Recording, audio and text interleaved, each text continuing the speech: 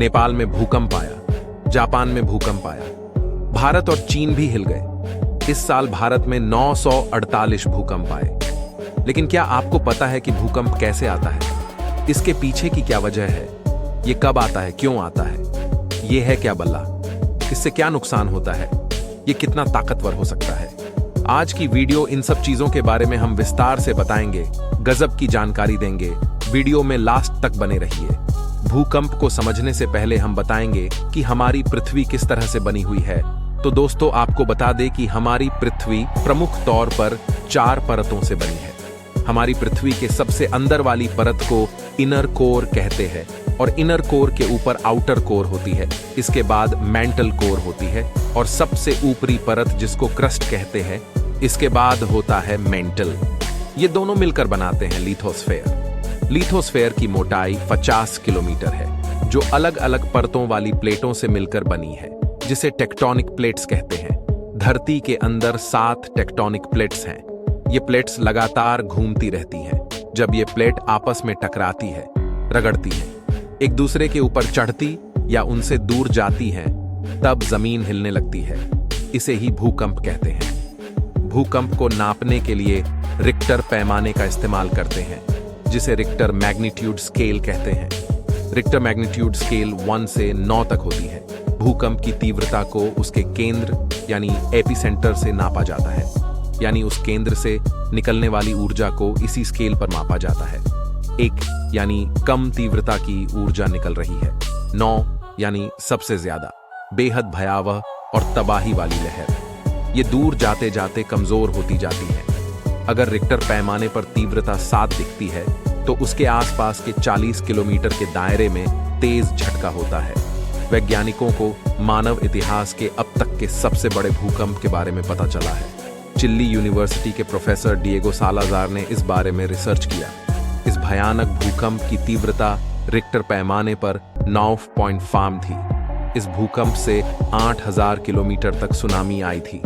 उस समय धरती पर रह रहे इंसानों 1000 साल तक आसपास के समुद्र तटों को छोड़ना पड़ा था। यह भूकंप 3008 साल पहले आया था। जहां ये आया था, उसे अब उत्तरी चिली कहा जाता है। एक टेक्टोनिक प्लेट के टूटने की वजह से इस इलाके की तटरेखा ऊपर उठ गई थी। भूकंप की वजह से सुनामी की 66 फीट लंबी लहरें उठी थी। आधुनिक इतिहास का सबसे बड़ा भूकंप वाल्डिविया में आया था, अब तक रिकॉर्ड किया गया। सबसे बड़ा भूकंप 1960 में आया, वाल्डिविया भूकंप था। यह 9.4 से 9.6 के बीच की तीव्रता का था। इसने दक्षिणी चिली को हिलाकर रख दिया था। इस भूकंप में 6000 लोग मारे गए थे। इसकी वजह से प्रशांत महासागर में बार बार सुनामी आई। वाल्डिविया भूकंप जिस टेक्टोनिक प्लेट के टूटने से आया, उसकी लंबाई 800 किमी थी। इंडियन टेक्टोनिक प्लेट हिमालय से लेकर अंटार्कटिक तक फैली है। यह पाकिस्तान बॉर्डर को सिर्फ छूती है।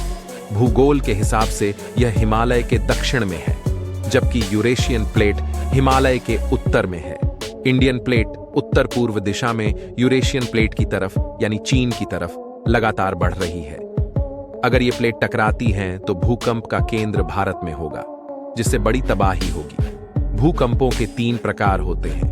पहला, इंड्यूस्ड अर्थक्वेक, यानी ऐसे भूकंप जो इंसानी गतिविधियों की वजह से पैदा होते हैं, जैसे सुरंगों को खोदना, किसी जल स्रोत को भरना या फिर किसी तरह के बड़े भौगोलिक या जियोथर्मल प्रोजेक्ट्स को बनाना। बांधों के निर्माण की वजह से भी भूकंप आते हैं। दूसरा होता है वॉल्केनिक अर्थक्वेक, यानी वो भूकंप जो किसी ज्वालामुखी के फटने से पहले, फटते समय या फटने के बाद आते हैं। ये भूकंप गर्म लावा के निकलने और सतह के नीचे उनके बहने की वजह से आते हैं। तीसरा होता है कोलैप्स अर्थक्वेक, यानी छोटे भूकंप के झटके जो जमीन के अंदर मौजूद गुफाओं और सुरंगों के टूटने से बनते हैं। जमीन के अंदर होने वाले छोटे विस्फोटों की वजह से भी ये आते हैं। चौथा है एक्सप्लोसन अर्थक्वेक। इस तरह के भूकंप के झटके किसी परमाणु विस्फोट या रासायनिक विस्फोट की वजह से पैदा होते हैं। भूकंप से धरती की अंदरूनी संरचना को समझने में वैज्ञानिकों को मदद मिलती है। भूकंपों की वजह से ही ऊंचाई वाले इलाकों का निर्माण होता है। इससे उस इलाके की जलवायु पर पॉजिटिव इफेक्ट पड़ता है, जैसे पर्वत, पठार, घाटियां। इन स्थानों पर वनों का निर्माण होता है, जीवन पनपता है, मिट्टी की उर्वरक क्षमता बढ़ती है। भूकंपों की वजह से ही हमारी दुनिया का ये स्वरूप हमें देखने को मिल रहा है। हालांकि इनकी वजह से जान माल का नुकसान बहुत होता है। तो दोस्तों, आज की वीडियो आपको कैसी लगी हमें कमेंट बॉक्स में जरूर बताएं, और वीडियो पसंद आई हो तो वीडियो को लाइक और चैनल को सब्सक्राइब कर दे।